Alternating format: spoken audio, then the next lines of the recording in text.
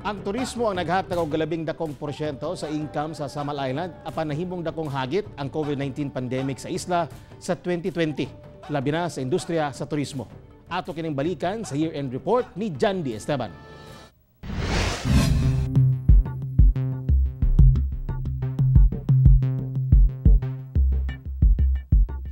Kumpirma sa Department of Health ang unang kaso sa COVID-19 sa nasod. Gibawal gilayon sa local government unit sa Samal Island ang pagsulod sa isla sa mga turista gikan China ug ubang nasod nga dunay kumpirmadong kaso sa maong sakit. Sa maong bulan usab gisuspende ang group tours sa mga foreign tourist. Ang Samal ang unang LGU sa nasod nga nagsirado sa ilang turismo sa mga langyaw nga turista isip proactive measure batok COVID-19. Gisundan kini sa pagsuspende sa tanang island hopping, diin naapektuhan ang panginabuhian sa crew ug operators. Nagpanic buying usab ang pipila ka mga residente ug negosyante sa Cabalaka nga mag-lockdown.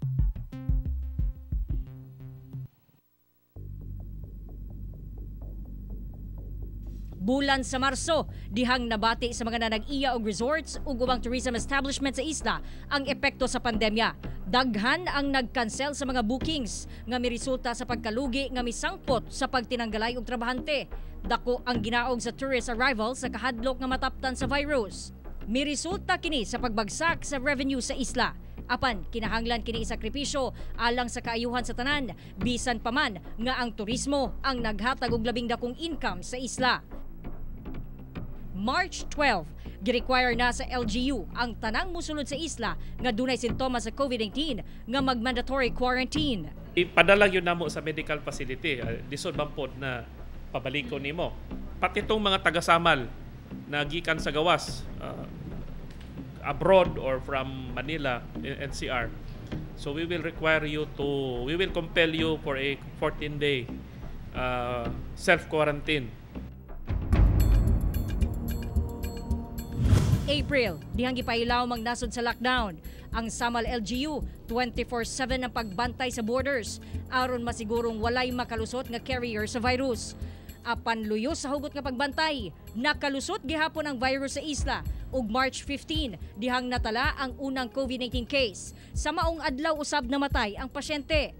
Mas gistriktuhan ang mga requirements sa tanang musulod sa Samal nga mupailaw sa rapid testing, labi na ang mga locally stranded individuals. June 1, dihang ipailawom sa Modified General Community Quarantine ang isla, mas luag nga quarantine classification. Plano usab nga bulan sa Hulyo, ablihan ang turismo sa isla apan tungod sa padayong pagsaka sa COVID cases sa kasikbit nga mga syudad, wala na kini gidayon o gisibog sa August 1. Ang mga turista gi-require nga makasecure og QR code. Dinhi, hinay-hinay nang nakabawi ang mga resort owners ug ubang tourism establishment. Apan, dihang nibalik og ubos ang tourist arrival tungod sa mas gipahugtang pulisa nga gipatuman sa Davao City, lakip ang pagbawal sa mga non-essential travel tungod sa surge sa COVID cases. Apektado na usab ang Samal. Bisan na problema pa ang LGU sa COVID-19, laing problema ang midugang. Bulan sa Nobyembre, dihang nakalusot ang African swine fever sa Talikod Island. Diin gatusan ka mga baboy ang gipangpatay aron mapugnan ang pagkatag sa virus.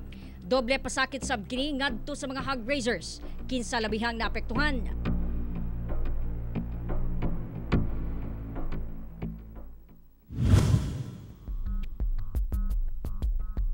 Bulan sa Disyembre, gikabalakan ang pagdagsa sa mga turista sa Samal Island kinsa buot magsaulog sa Pasko ug New Year nga maupay mahimong hinungdan nga musaka ang COVID cases sa isla. Busag ipasirad ani Mayor Uy ang turismo sugod niadtong December 18. Daghan man ang nawala last year, so kayon kalabaw tayo ngayon para of course survive. We need to survive also 2021. Nasukod sa 2020 ang kaligon sa mga Samalenyo. Apan luyo sa tanang mga hagit, mibarog gihapon kita. Sa tuig 2021, dala nato ang paglaom nga unta, mabalik na sa normal ang tanan ug makarecover na kita sa kalisod nga nasinati. Kauban si Mel Colmenares sa kamera. Ako si Jandy Esteban para sa GMA Regional TV, One Mindanao Year-End Report.